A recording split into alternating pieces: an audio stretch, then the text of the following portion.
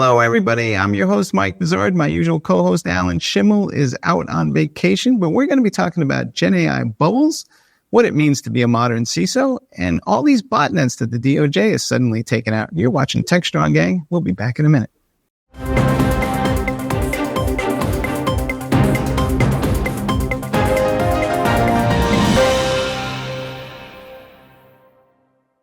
All right, folks, we're back, and let's get to our panel today because it's august. We're starting out with Chris Blask, who is in an undisclosed location north of the United States border, but he's our resident cybersecurity expert. Chris, how you doing?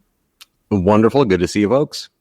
And then we have Lisa Martin, who is our resident CMO Advisor for the Futurum Group, of which, if you have not heard by now, Techstrong and Futurum Group are coming together as one happy entity.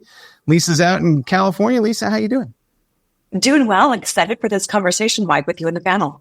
All right. And then we have our very own Mitch Ashley, who's up in Denver somewhere these days still. I mean, have you been home for like a record 5 days in a row now? Am I getting this straight?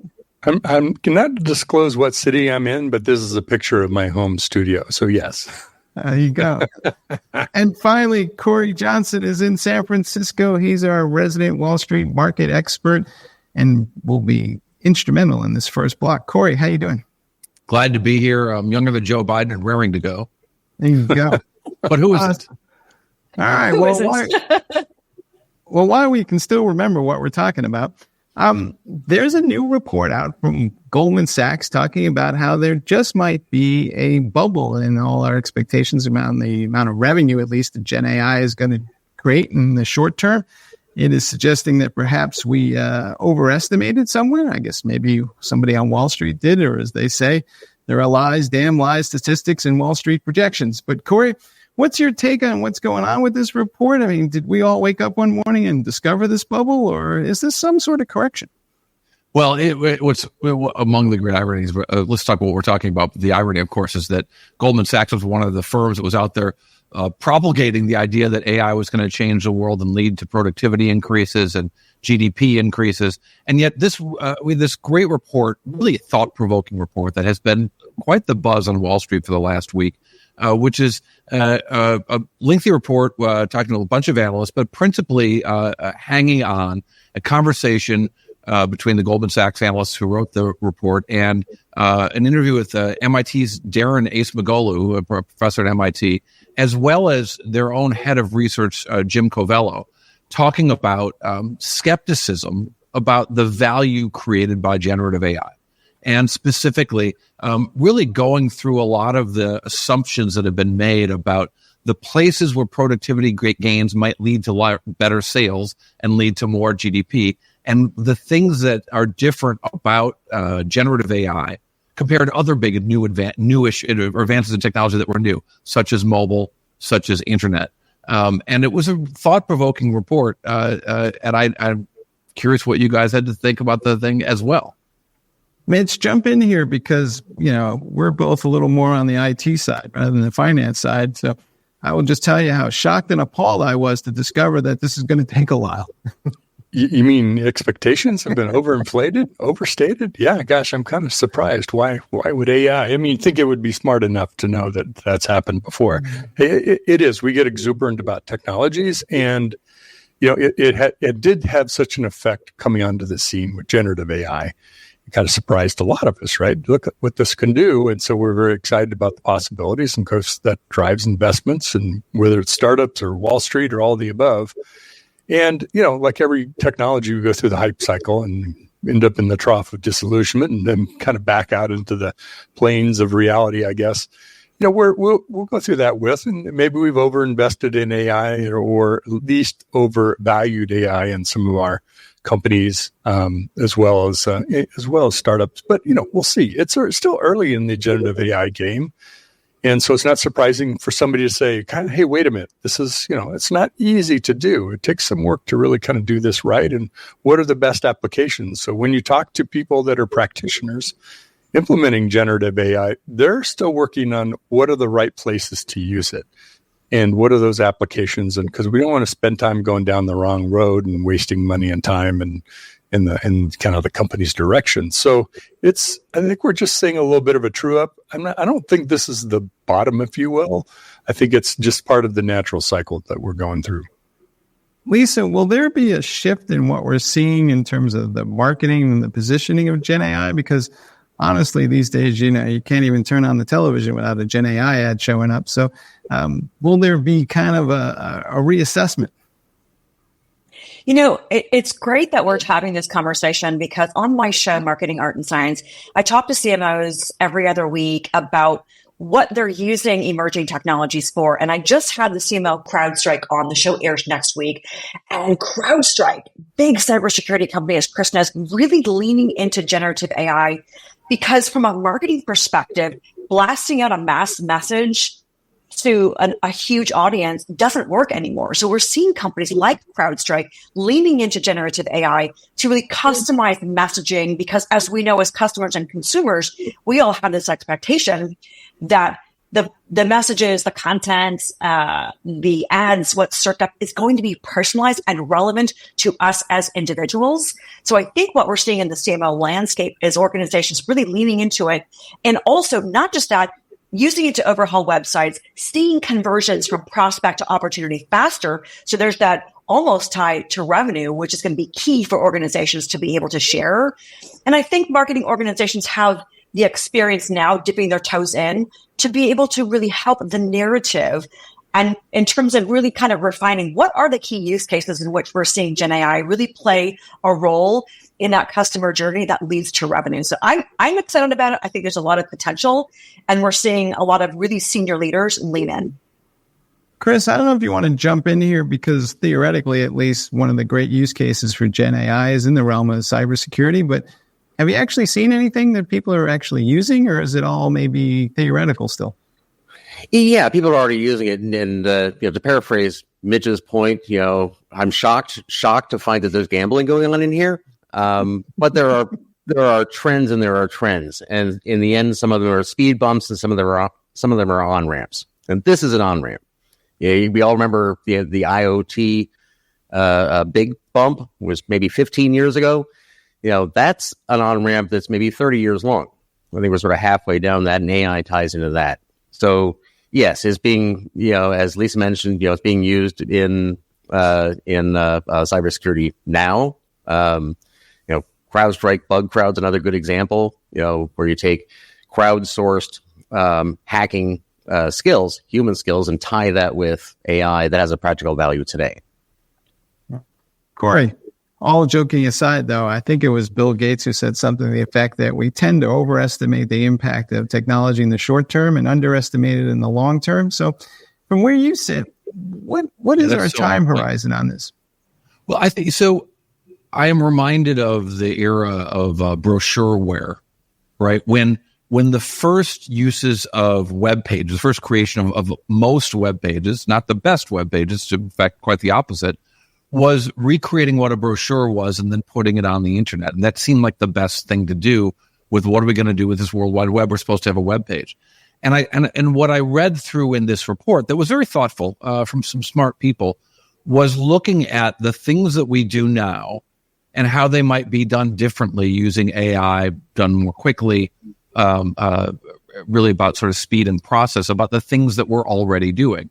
And it did make mention of things like Uber, which were inconceivable or barely to most of us when we first got our mobile phones, saying, the report sort of says we did see this. We talked a lot about what's going to happen when you get GPS on these mobile phones and how it's going to create new services.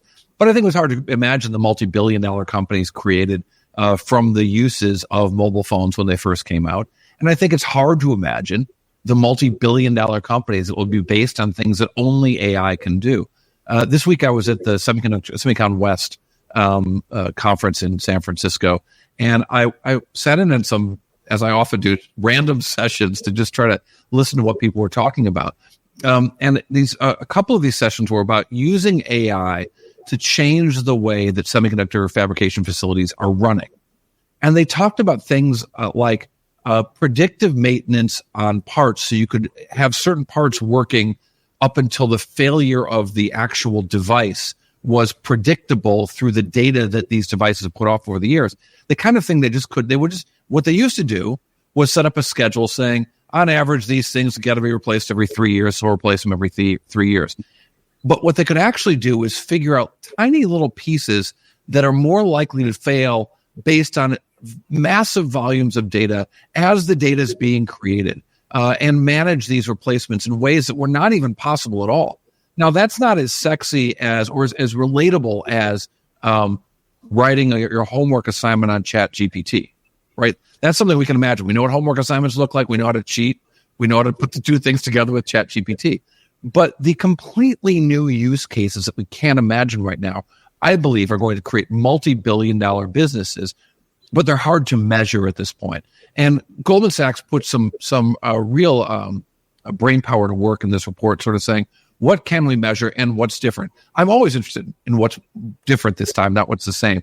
And what's different this time is that a lot of the processes in early internet and even early mobile devices were cheaper than the processes were out there. Whereas right now we're looking at things like the power consumption, the electrical power consumption, and the semiconductors themselves are 10x more expensive than what they're replacing right now. So you've got to find new uses to make that 10x value worth something.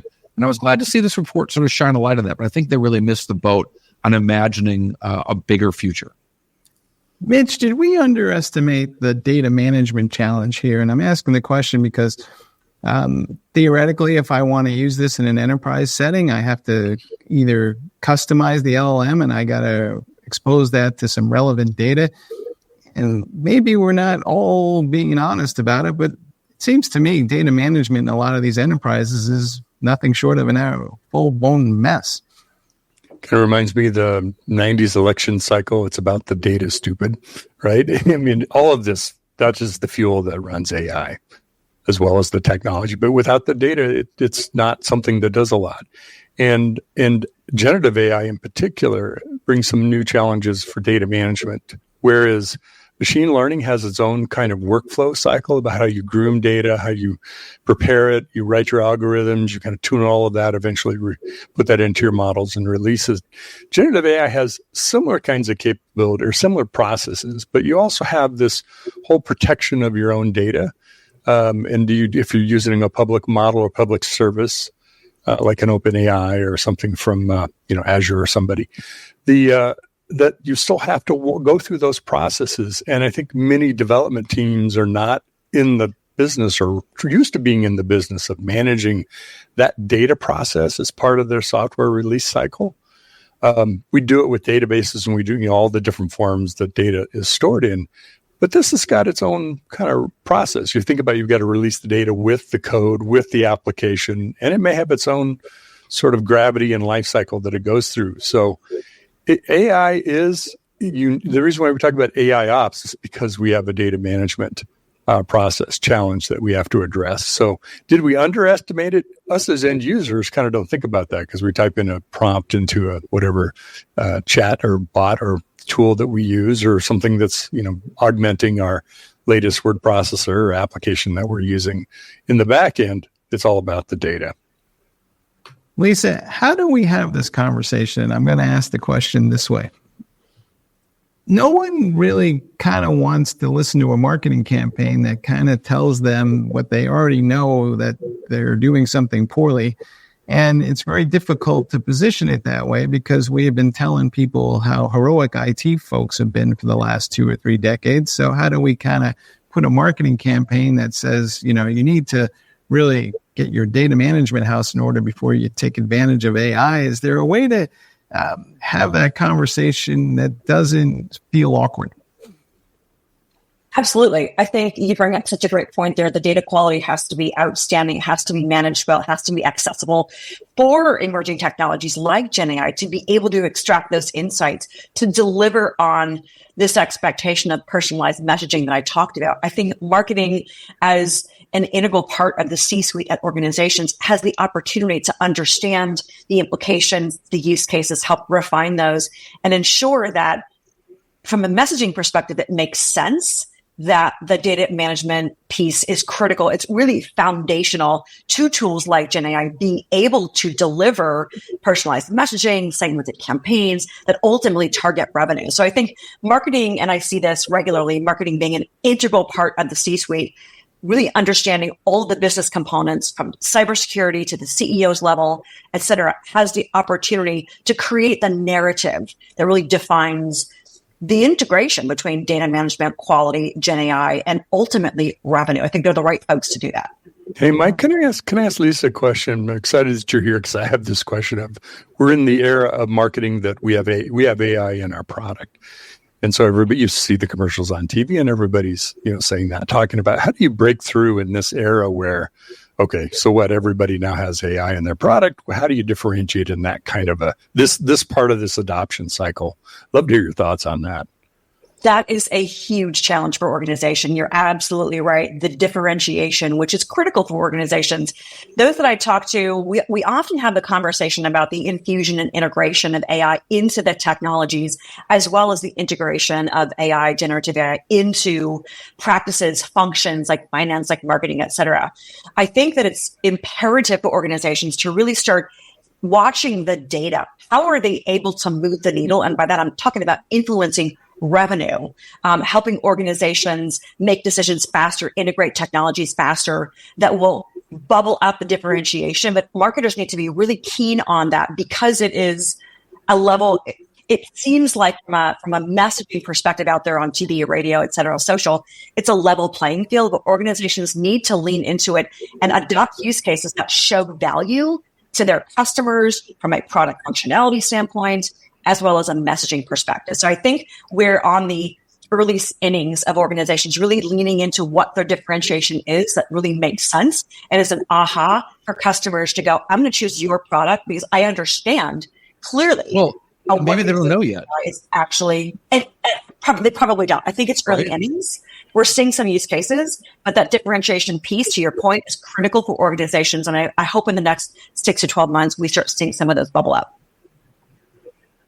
Cory, I want to give you the last word on this because to the point about use cases, it seems to me at least that we're not understanding the difference between probabilistic and deterministic. And Gen AI is probabilistic as in it's going to surface something that is a best guess based on the available data. And most of the business processes that we're using are deterministic in that they got to be done the same way 100% of the time. So is there just a disconnect between what we're trying to figure out how to use this stuff for? No, I think you're asking a couple questions wonderfully, as usual.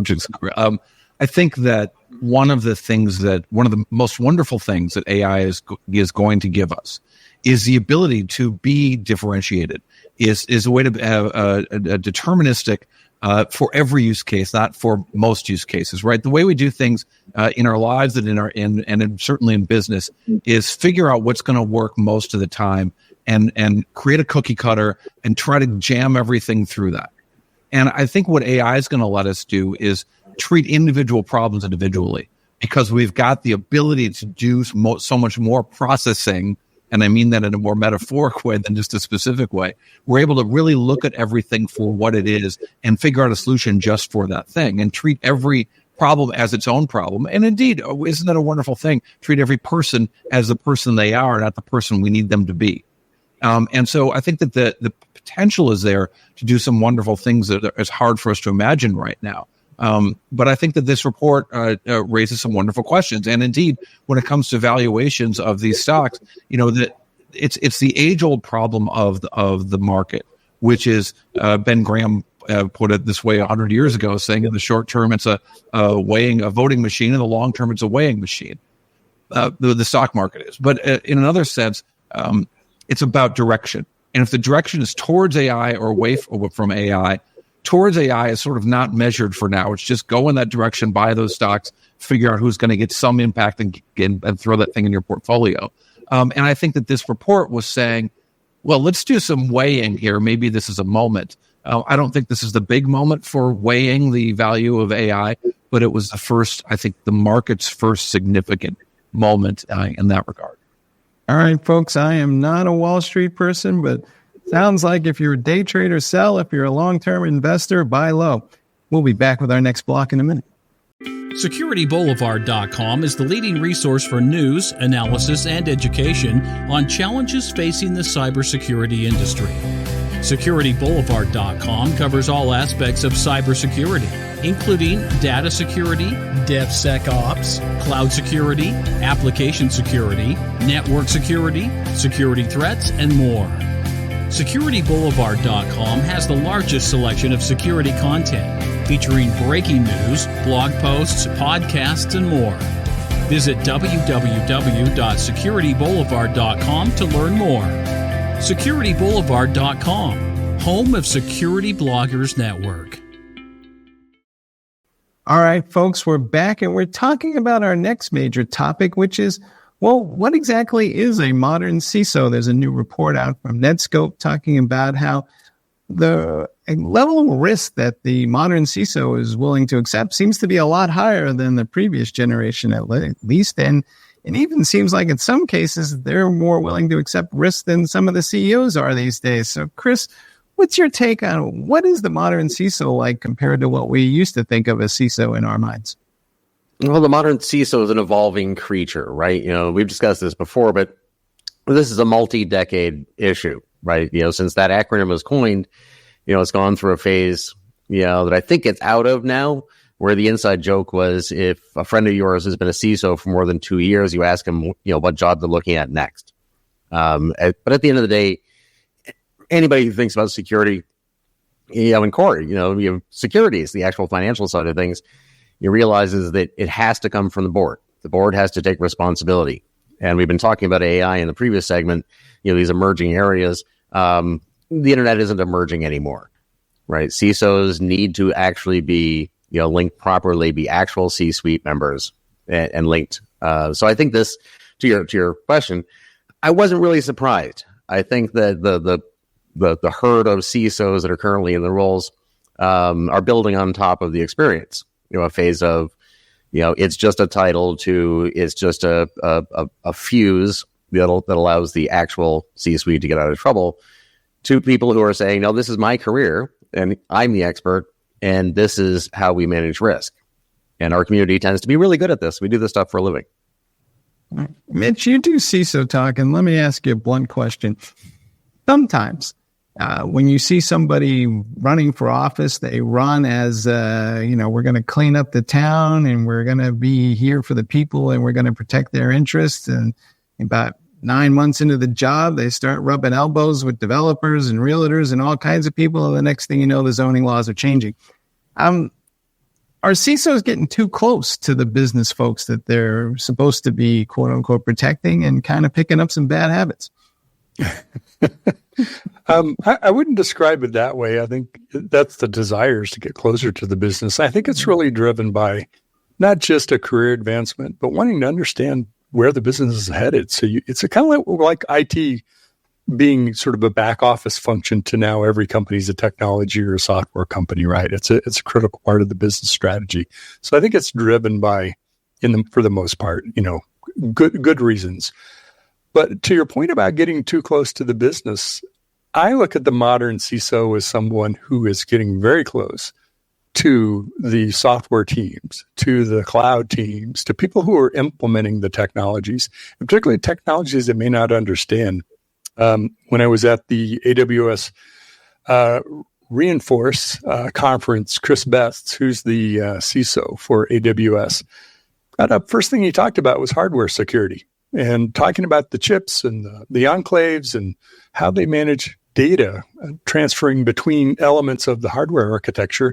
Then he started talking about programming languages, talking about Rust and how it's memory safe and strongly typed and things that I don't normally hear CISOs talking about. You might say, well, that's because they have hardware. Well, also, I just interviewed a VP of software supply chain security from Schneider Electric, who also deals in hardware too, who has a new book out on supply chain security, but it's about firmware, hardware, and software. So I think the modern CISO has to understand the entire ecosystem that we're implementing technologies in and holistically address what does data security look like across all that plane, not just the storage of data and protection of it when it's at rest in some database or cloud system or whatever it might be. So the modern CISO has really expanded the horizon of what they're looking at and what they need to understand in the business, not just business, but technically.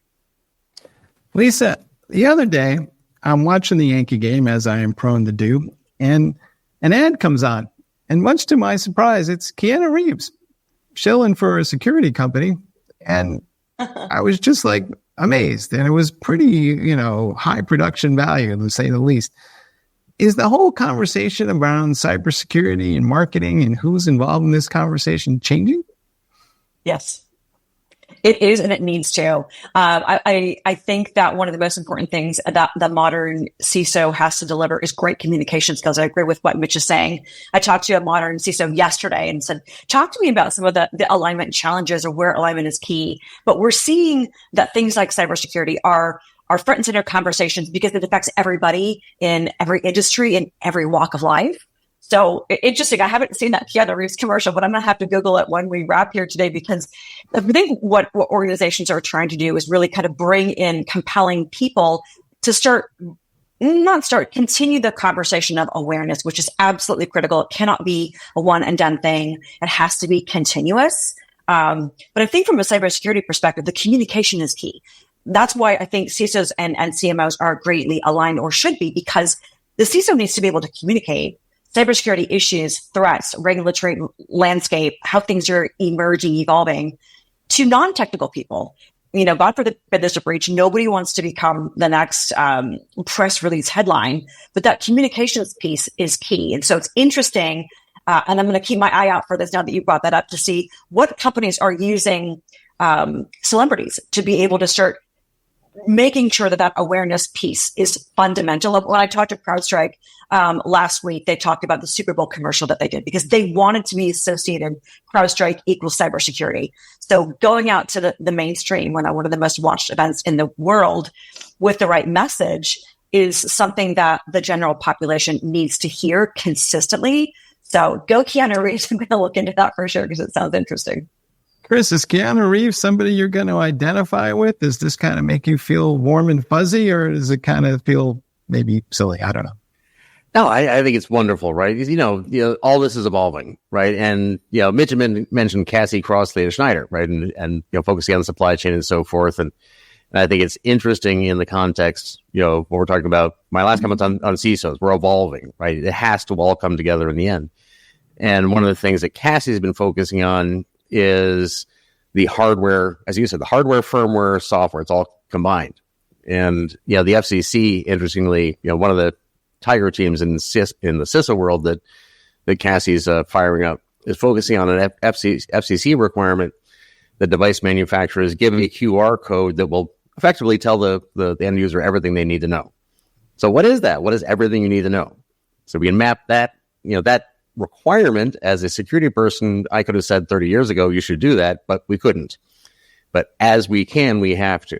Similarly, in the CISO space, today's topic, we all, I think, knew a long time ago the responsibilities a CISO should have, generally speaking. But we had to go through the practical realities of trying to develop those roles and maintain them and mature them. And we're getting to that point. Again, where if you're going to be part of this community and take security really seriously and take on a CISO role in any organization, particularly these mega organizations, you have to understand and find a way to communicate the fact that it's all connected. All right. Well, if it's all connected, then let me throw this next question to Mitch. We have seen CISOs become CIOs recently, and I'm wondering if you think that's going to be a long-term trend. And does that CISO, when they become a CIO, need to hire another CISO, or does the CISO and CIO function become one and the same? Well, there's the separation of duties idea, right? Where one person has to keep watch on the other person or the other group, which has been where we've come from. And a lot of organizations have recognized that we have to go beyond that. Yes, there are the places where we need to do those kinds of checks and balances. Oftentimes, CISOs have evolved into a CIO role of infrastructure, meaning because it's so critical of the security. So much of it is implemented that way, but not all of it. So it's not, unnatural to become a CISO, CIO combination. You also see CISOs and CTOs being combined. So I think it's really driven as much by the skills of the person. You're not going to put a CISO in charge of, a software development organization unless they understand software or they're on that path to understand that better. Is that where everyone is going? No, I don't think everybody is gifted in all those areas. Some will and some don't. I think it's more driven by the organization and the kinds of security issues that they're challenged with or that they need to meet.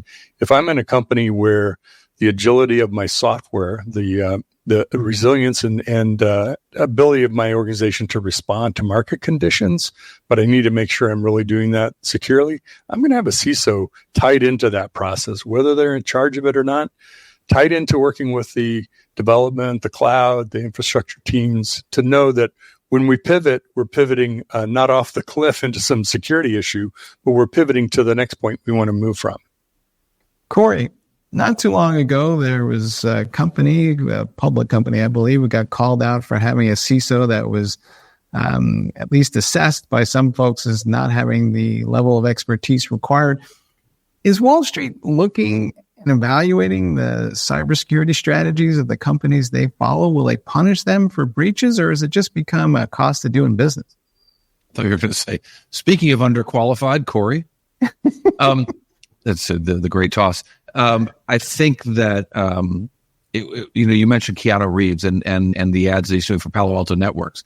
And I think that one of the most interesting things here is the evolving nature of the attitude of CISOs towards their workers, if you will, the people that work in their environment, and the responsibility that they have to either build firewalls, which has been the Palo Alto Networks approach, or to turn towards zero trust, which was sort of the Okta, maybe Zscaler approach, which has been much more successful. And here you have Palo Alto Networks turning to the soon-to-be 60-year-old Keanu Reeves, thinking that that's a way to kind of seem younger, hipper, and more relevant here.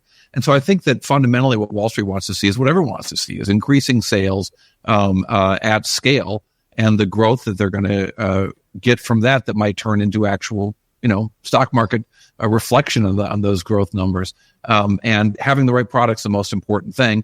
And Palo Alto might have Keanu Reeves in their ads, but I don't know if they've got the right product because of the changing nature of that role, because the idea of giving employees sort of a level of trust that a zero trust network implies, right, which is sort of a disbursement of the risk, is a modern approach that not every CISO is up to.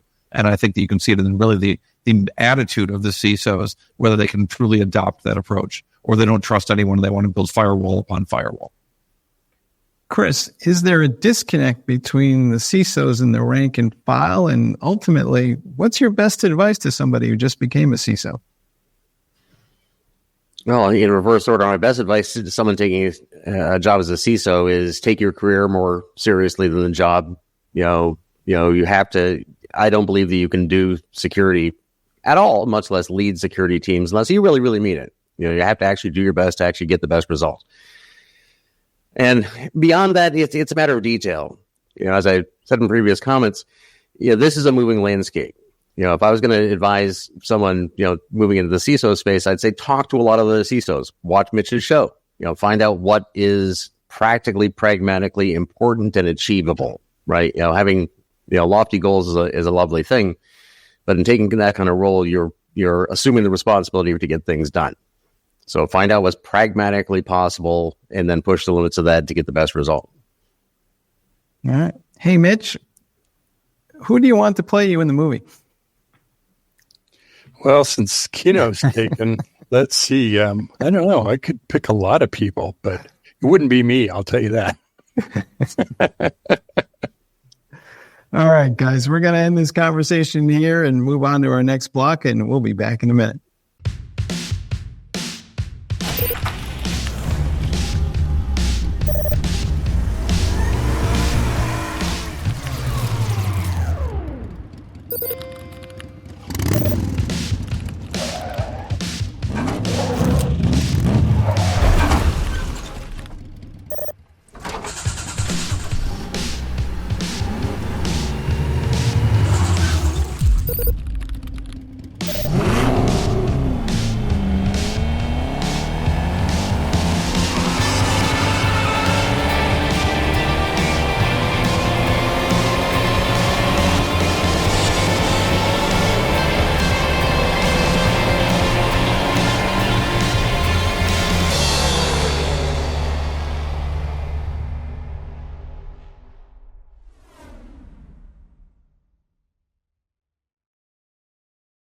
All right, and we're back with our final block.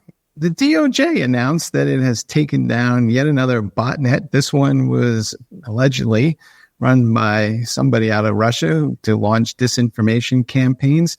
Chris, it seems like almost every other month now, the DOJ is kind of rolling out an announcement talking about how they knocked out a botnet. What is something changed here? Do we have more visibility into these botnets, and what's going on? Well, in every adversarial environment, the first move goes to the attacker, right? Some new opportunity is identified. That is the way that works in cybersecurity and business and biology, right? However, over time, that advantage goes away, and I think in the whole influence campaign, disinformation, call it what you will, space, we're pretty far down the path. There is not anybody in the report cited for today's talk. We find a change more than half of people are aware of and are sick and tired of, and so forth.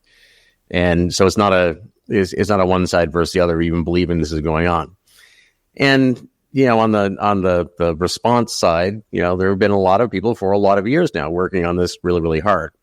And I want to go all the way back to the first segment and to one of Cory's comments, the value of AI. And this is, I'm sure in these specific cases, I would bet dollars and donuts that there are AI tools that were used. It kind of come to your question. But AI does two things, right? It saves you time for things you're already doing, but it gives you time to do things you wouldn't have imagined. Right. And this area is fraught with those sorts of things. How could we possibly ever look at the volume of, fake social media posts, or how could we possibly ever, so we don't even think about it. Well, those kind of things are actually getting possible now with, again, I'll use the acronym AI to just cover that broad range of things we're talking about. So like a lot of other things, this is not news anymore. Now it's mechanics. And just being able to, spam the world with a whole bunch of bots out of St. Petersburg is, that's not winning you any games anymore. Right.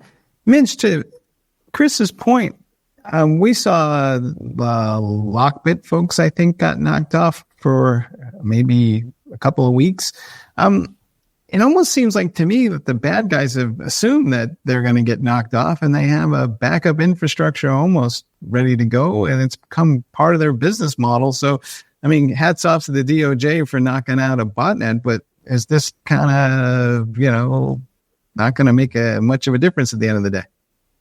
Well, it's extremely easy for adversaries to spin up whatever they need, infrastructure, tools, technology, and not rely on people to scale it and be able to run those. Matter of fact, it's kind of like the old boiler room, right? By the time the police showed up, that's already been torn down and they're at some other place and have new phone numbers, right? This is the modern equivalent of that when it comes to fake information. I think one of the things that's I don't know if it's new, but we're seeing more of is, yes, it's the bots, but it's also the social accounts and people creating online personas that aren't really people to start to build a following, build trust with the community, and then putting out this disinformation or propaganda or both.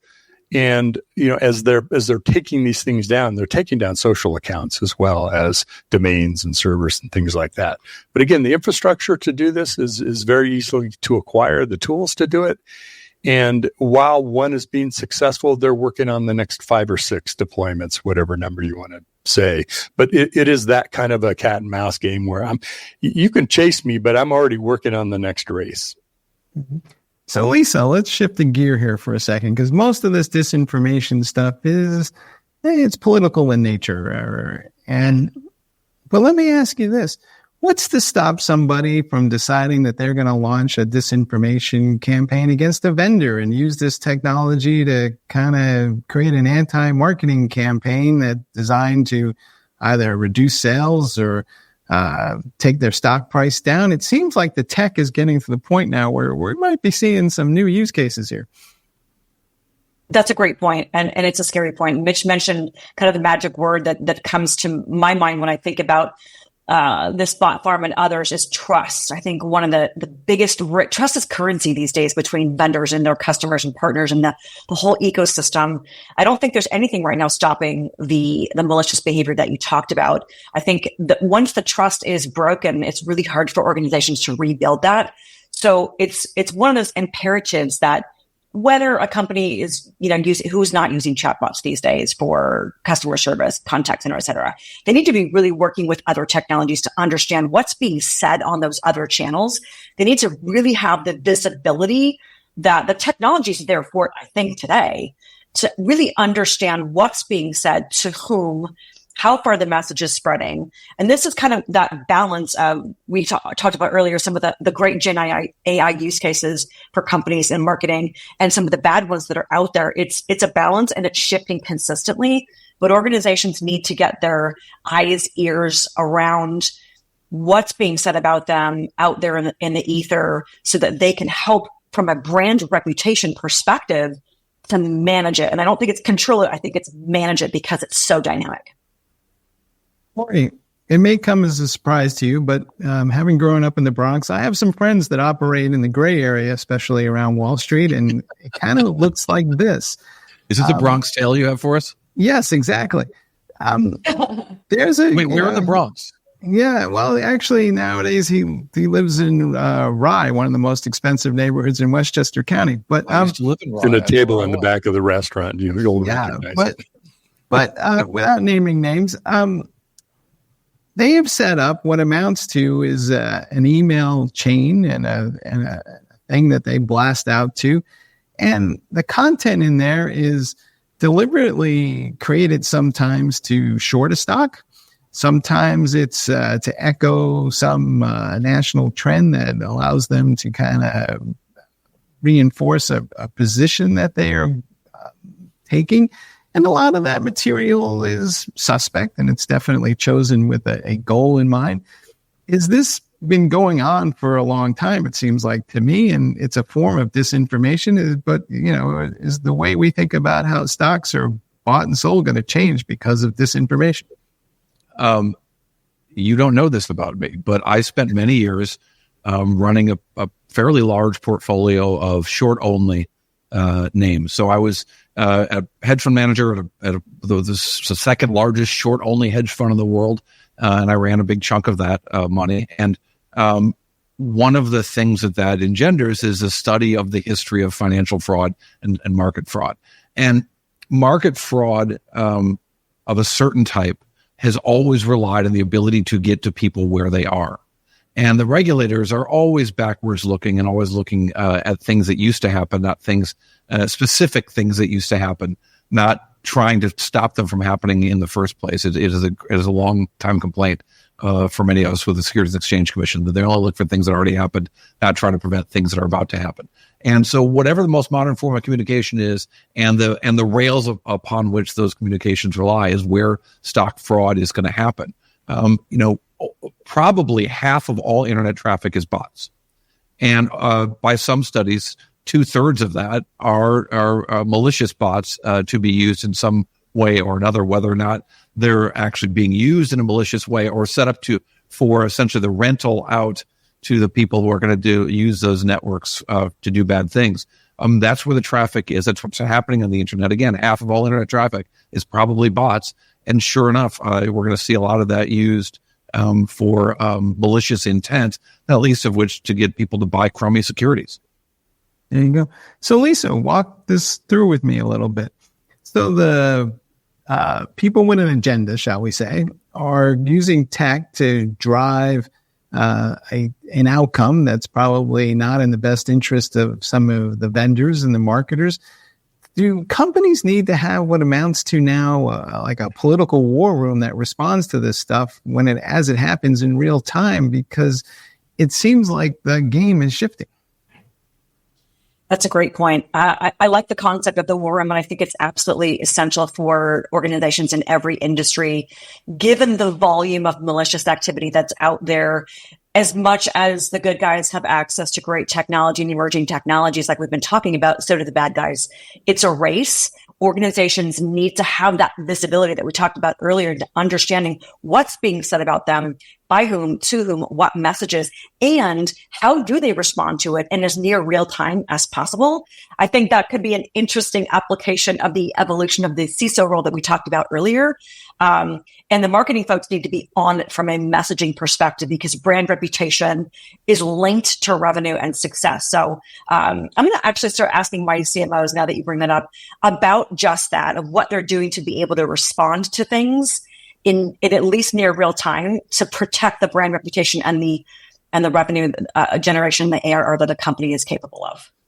Chris, what do you think? We're going to embed security people in the marketing department to defend against disinformation? How does that work in your mind? Lisa does have personal security. It's worth noting. Right. Well, so It's Cory, by the way. Well, I think when you look at the disinformation landscape, the soil is saturated, right? To Cory's point, we can't really support more disinformation. We can't get 110%. It was 99%. Nothing would work. So we pretty well maxed out on how much we can have out there. But the next step, it's the next step is really more Lisa's world than mine, right? And it's interesting that we wrote a 25-year infrastructure security plan for a U.S. ally nation state, and we had a 7-year mark in there where we're about there now, where our point was that if you don't deal with this issue, you won't be able to keep the lights on anymore. It's not about influencing political or demographics. It's about, can I make decisions as a business, as a utility? And I think we're at that point, because until then, the only funding source for any sort of defenses tends to be political, nation states and whatnot, who, not surprisingly, are then targeted by these same actors to keep them, from being able to spend that money. But when Lisa and Cory and their, the world they represent, when I can't run my business, and I can't communicate anymore, and I can't trade stocks, there's a lot of money for solutions. And I think a lot of the mechanics of the solutions are laying around the shop. Mitch, should we just assume that everything is untrue until proven otherwise? Because it seems that's where we are. I think we kind of already do to some extent, or we believe what we want to believe is another way of saying that. Because you can't control the message anymore. The news cycle is not, 12 hours or happens at 4 to 6 p.m. when the news cycle starts again. We live in a world where if you want to dominate a message and get it out in front of people, you can do that digitally very easily. Now we can do it with AI and deepfakes and things like that too.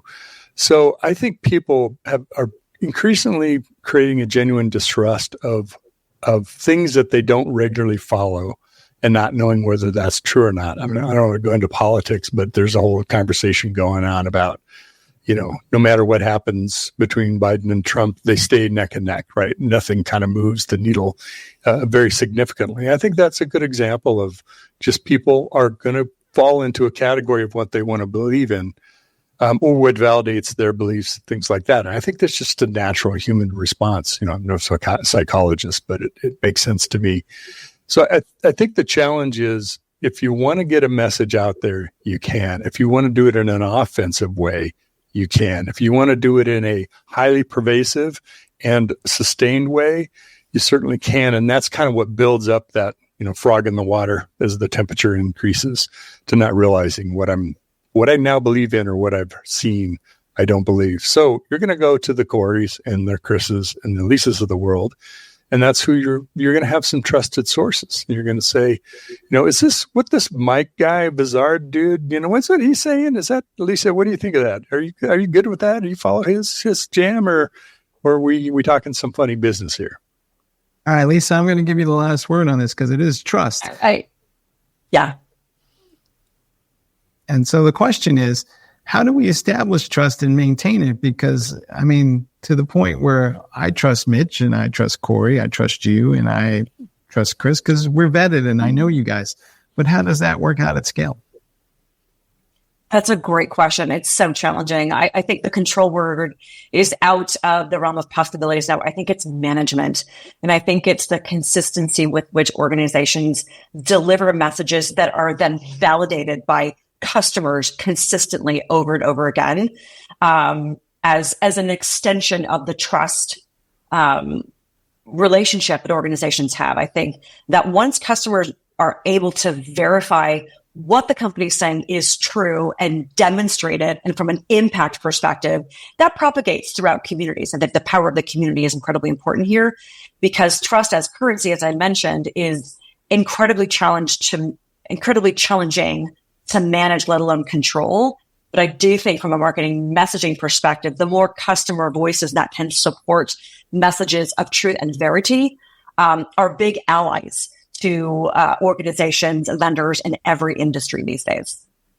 All right, folks, you heard it here. Hey, at Techstrong and Futurum, we're working every day to gain your trust, and hopefully you'll keep us honest, and we'll keep that trust as long as we can. Guys, thanks for being on the show.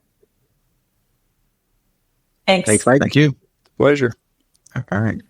And thank you all for watching the latest episode. We have a whole raft of material coming up right after this, so stay tuned. And once again, we'll see you tomorrow.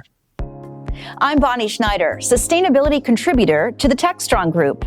I'm excited to introduce you to a groundbreaking new initiative from Techstrong Research, the Sustainability Pulse Meter.